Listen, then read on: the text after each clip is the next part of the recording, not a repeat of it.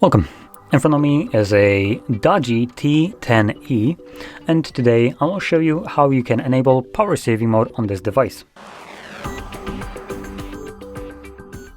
So to get started, you want to pull down your notifications by swiping down from the top of your screen like so. And on the left side you will find a bunch of toggles. Now, by default you should probably be located on the first page. Not sure why I was on the last one. But in here we should be able to find power saving mode on one of the pages. For me it is on the second page and the name is battery saver.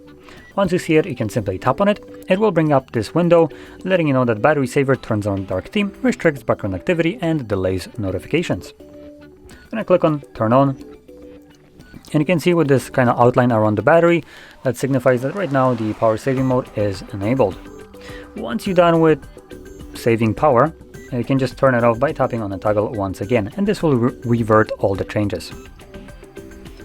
So with that being said, if you found this video helpful, don't forget to hit like, subscribe, and thanks for watching.